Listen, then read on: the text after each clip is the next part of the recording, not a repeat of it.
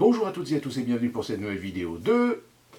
Aujourd'hui, je vais vous parler de cette foire, quand même, qui commence très très mal. Il faut savoir que hier, lundi 3 février, a commencé ce qu'on appelle les caucus, c'est-à-dire les caucus américains, c'est-à-dire le début des votes par État des primaires. Même si certains États, alors des États pas très peuplés, ont déjà commencé à voter, mais là on va attaquer évidemment les États les plus importants, les plus cruciaux, puisque c'est les États qui vont confirmer une tendance par rapport aux différents candidats pour cette primaire démocrate. Je rappelle que ceux qui sont en tête de liste, il en reste 4.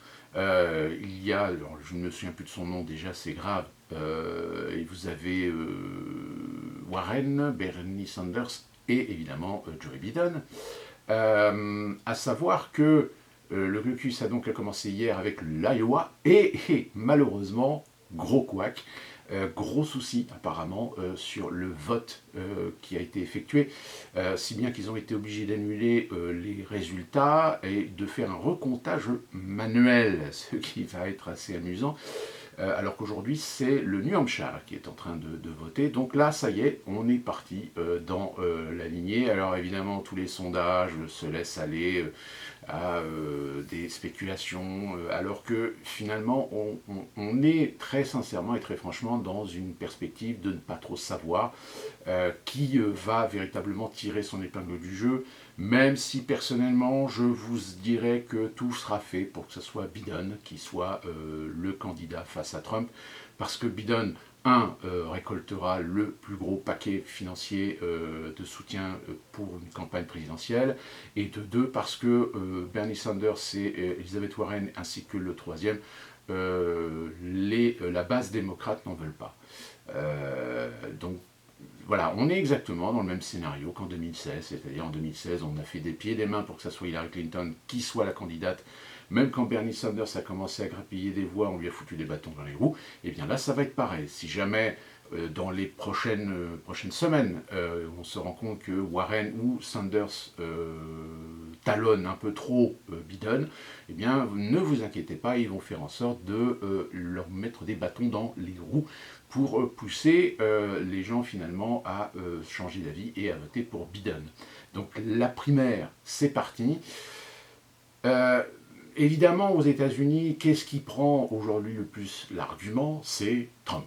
C'est Trump, Trump, Trump, Trump. C'est-à-dire que essayer de trouver un argument qui soit à la hauteur d'un programme politique de la part de ces personnalités, eh bien, il n'y en a pas. C'est-à-dire qu'on est dans une perspective de ne pas savoir véritablement ce que ces candidats proposent sur le plan économique, sur le plan social, sur le plan géopolitique, puisque la seule chose qui est l'argument phare de leur campagne, c'est « il faut dégager Trump de la Maison-Blanche ».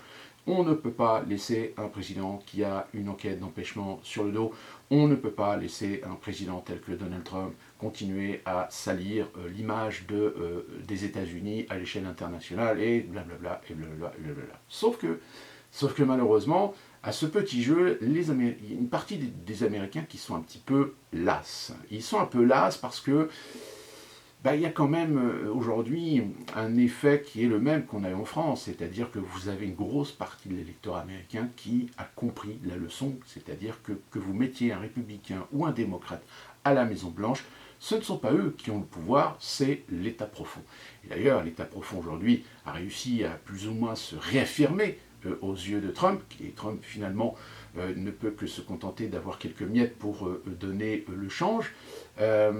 Donc, pourquoi voter? Pourquoi user d'une démocratie quand de toute façon, que vous mettiez un démocrate ou un républicain, la politique sera la même, l'ultralibéralisme sera toujours le même, et la classe moyenne américaine va continuer à disparaître petit à petit pour tomber dans de la précarité, dans du surendettement, etc.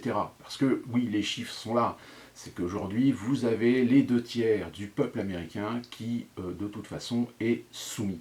Soumis par la dette, soumis par la condition sociale, soumis par la subvention, soumis par les aides sociales.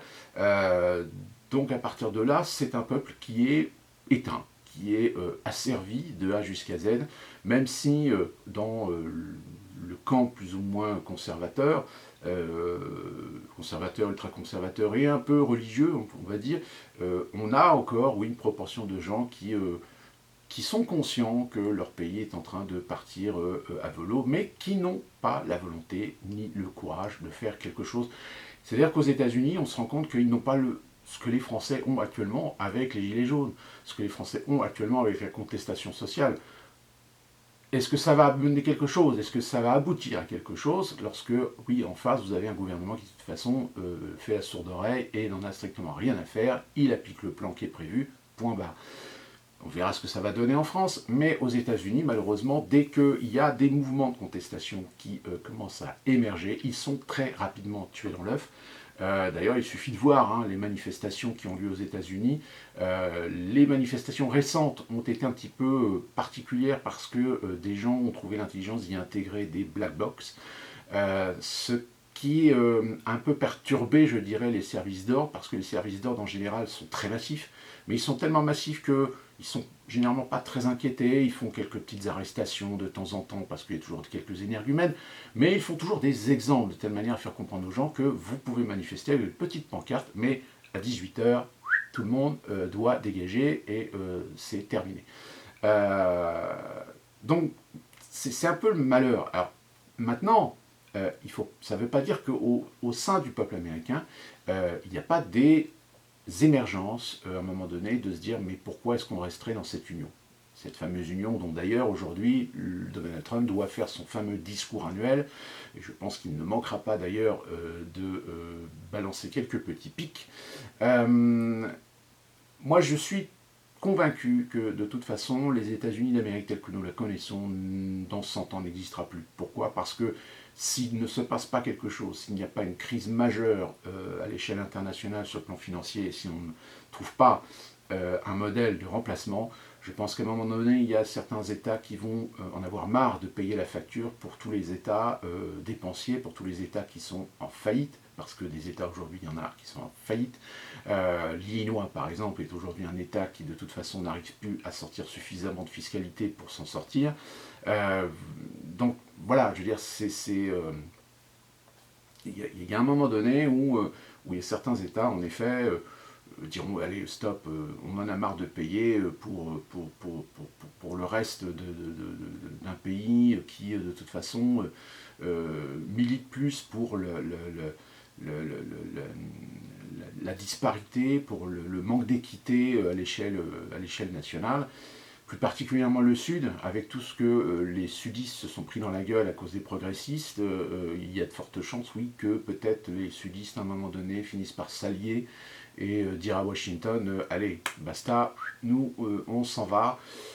C'est ce qu'on peut sentir, même si le sentiment patriotique américain est toujours là, ne le nions pas, sauf qu'il y a un moment donné où, en effet, même si aujourd'hui il y a une minorité d'Américains qui remettent clairement en question peut-être finalement cette nation dans sa constitution, le sentiment logique est assez émergent et commence à contaminer finalement les esprits, même si, en effet, en face, on trouve toujours des Américains qui sont à côté de la plaque, qui ont voilà, leurs convictions, mais qui sont incapables de les expliquer, qui sont incapables d'avoir une cohérence réaliste par rapport à leurs opinions.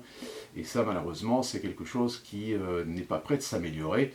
Et c'est aussi, d'ailleurs, ce genre de culture qu'on retrouve en France, puisque aujourd'hui, on a de plus en plus de Français qui sont défenseurs de convictions et d'opinions, alors qu'en réalité, quand on leur demande de l'expliquer, quand on demande de développer leurs idées, eh ben, on se rend compte qu'ils n'ont absolument aucune crédibilité. Et ça, malheureusement, on sait d'où ça vient. Voilà, donc, les primaires, c'est parti aux États-Unis, à suivre, parce que je sens qu'à mon avis, ça va être comique. À rire ou à pleurer, ça c'est selon. Et on se retrouve très prochainement pour une autre vidéo. D'ici là, portez-vous bien.